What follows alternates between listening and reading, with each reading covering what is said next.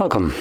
In front of me I have the brand new Huawei. I'm not exactly sure if we can call it new, but I'll explore that in a second. So this is the Nova 9 SE. The reason why I'm kind of confused by this because I believe there was already a Nova 9.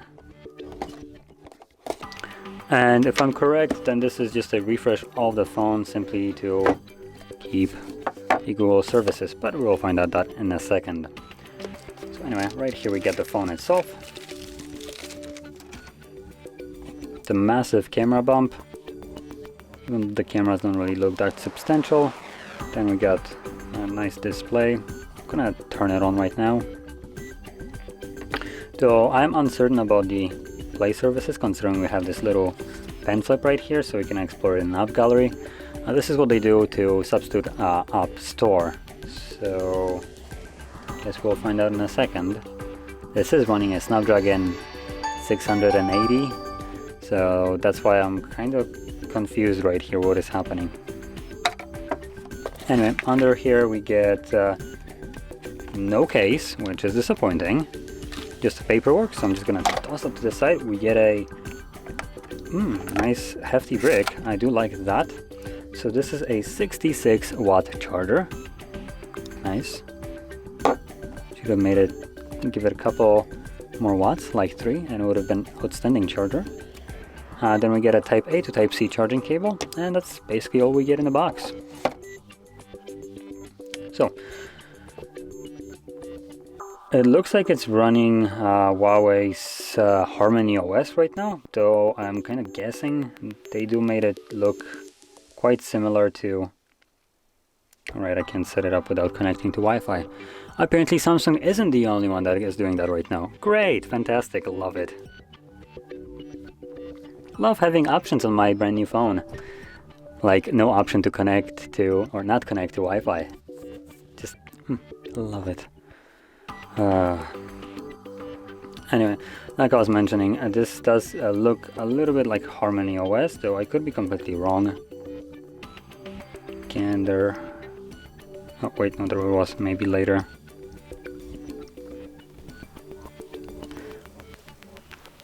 Later.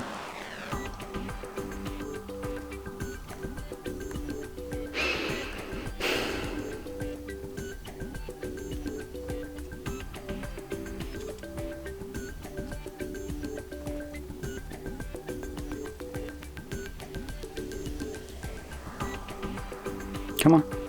There we go. So I have to say right away, the display right here looks really nice. It's basically edge-to-edge display. It looks actually fantastic. It has minimal bezels. It looks super futuristic. It would have obviously looked way better if they removed that damn hole punch camera right there.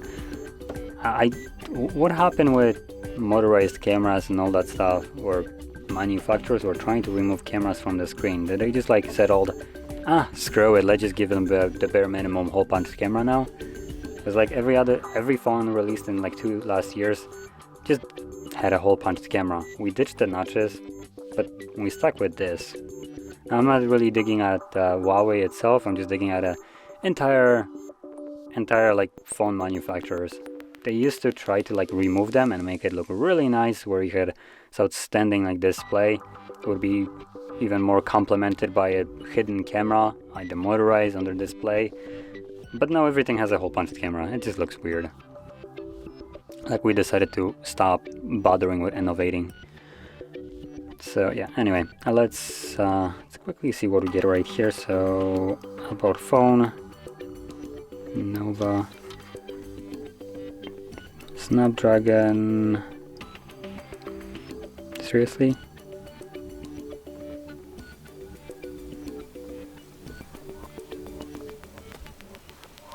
Am I like blind?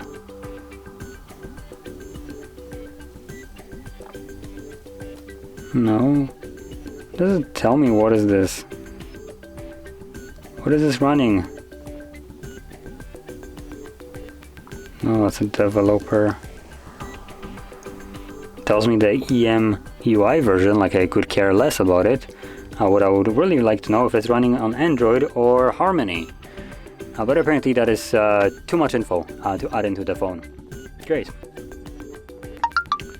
Anyway, let's just go on with the spec sheet right here. So, this is a 6.7-inch display, almost 6.8, close to. It's a 1080p by 2388 pixels. It's a LCD IPS display with a 90 Hz refresh rate, which I believe is actually not turned on by default. Oh no, I think it is actually. Let's see, just to make sure. Yep, it is. So that's at least nice. Moving on with the camera, or not camera, the display. It's a 89.5% screen to body ratio with a 387 pixels per inch. So fairly decent display here. The only thing that is, I guess, bugging me is the fact that it's an IPS LCD display. It is at a higher refresh rate, which at least that's nice, but that's about it. And another thing that I can quickly check right here while I remember is, yeah, we don't have Play services, I think. Let's quickly search for it. Are you kidding me? It's just a search. Yep, no Play services. So at this point I am genuinely confused about the existence of this phone.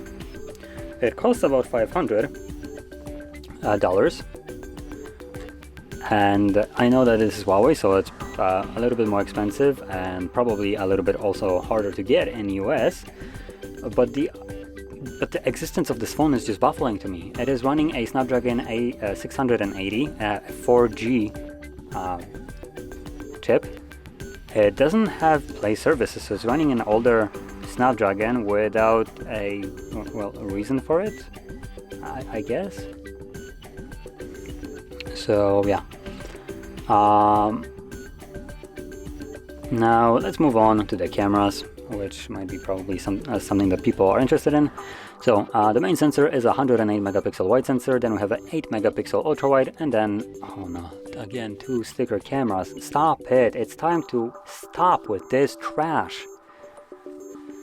2 megapixel sensors are absolutely useless. They serve no purpose other than just to make the spec sheet of a phone look more interesting, because they can add like quad camera with like some high resolution and whatever gimmick that they want to write in there, which is absolute BS, because you don't have a quad camera setup, you have a dual camera setup.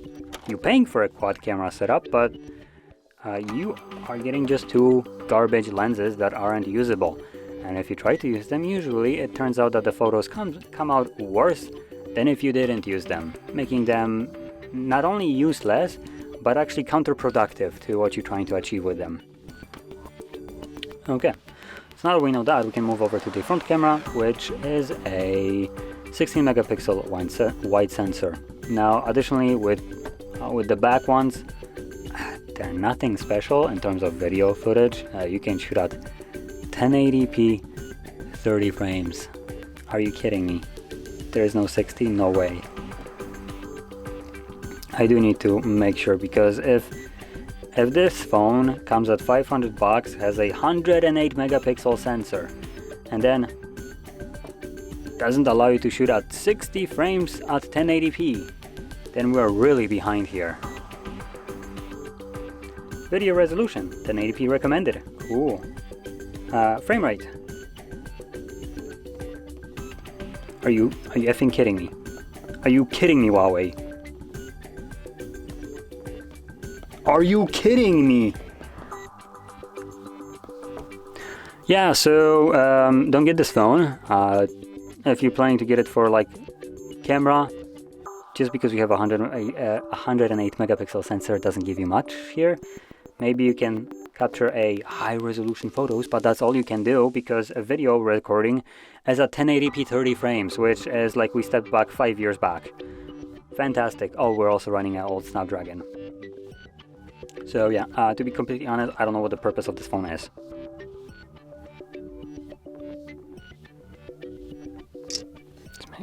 Let's hope that the photos are coming out super pristine, top of the... Oh, no, never mind. They still look kind of garbage.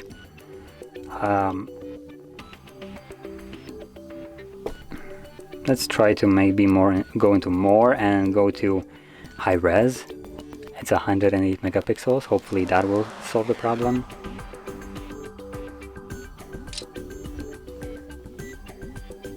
Boy, the phone is lagging. I literally just set it up. Come on. Okay, there we go. There's our 108 megapixel photo. Honestly, I'm not impressed.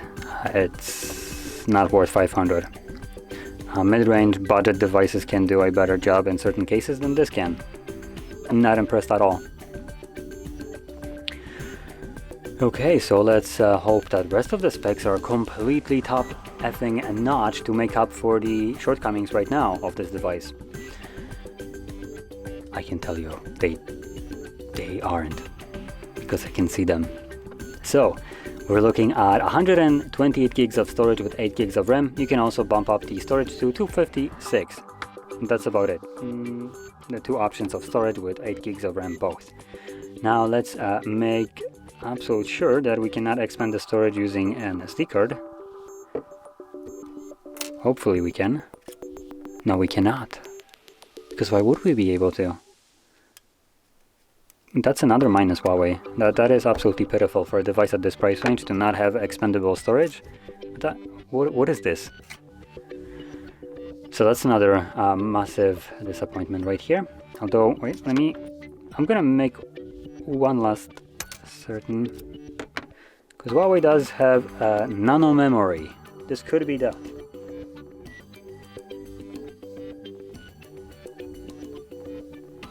But I don't see any kind of writing about nano memory right here.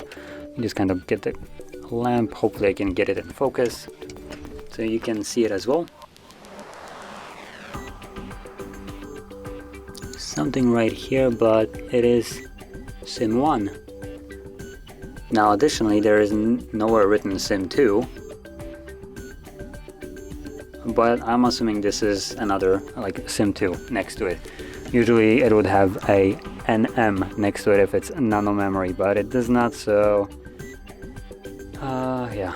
Although on a spec sheet it does say that it's a shared SIM with micro SDXC card, so it might have expandable storage, though it's not written right here. And I don't have a nano memory card, as probably majority of us don't, because no one really uses nano memory. It's just a Huawei thing, and no one really cares to implement it, even though it's smaller. It's overpriced and useless. So yeah,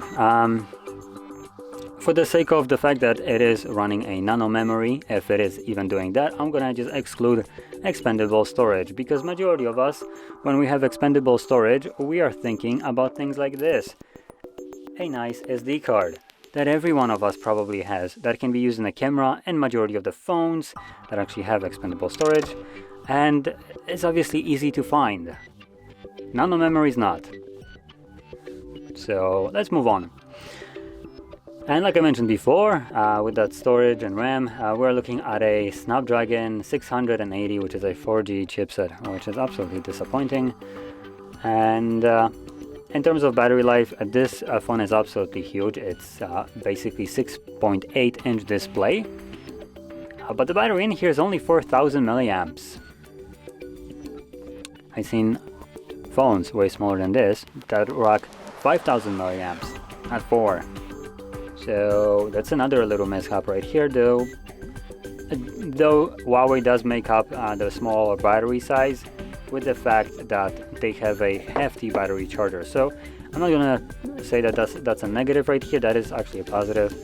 I assume it could be smaller just because to actually charge it super fast, they needed to take a little bit more space for the tech for it. So that's fine. We have a 66 watt charger, so that's fine. It's a smaller size cell right here, but it makes up by including a charger and including a damn good one. So there we go. And that's about it. There's not much more to say about this device. It's running, I assume, Harmony OS. There is nowhere anywhere Android on top of it, where I could find any kind of version about Android. It doesn't have Play services, even though it's rocking a older Snapdragon. And the only really good quality about this phone would be the display, though at 500 bucks I don't think it's really worth it when you can, for instance, get a Google Pixel at that price. What is it, Pixel 8? Or which one is it right now? But it's about the same price from what I remember. And it might not have this kind of like screen to body ratio as this does with these minimal bezels. They are like almost non-existent bezels. But I can tell you that it will run better in every kind of way than this device. So if you're looking for a good all-around phone, go with something like a Pixel. If you're wanting to waste your money, I guess, and be gimped by not having Google Play services, I guess go with this. Though that's not a compliment of the device. That is just confusion. Or why would anybody do that?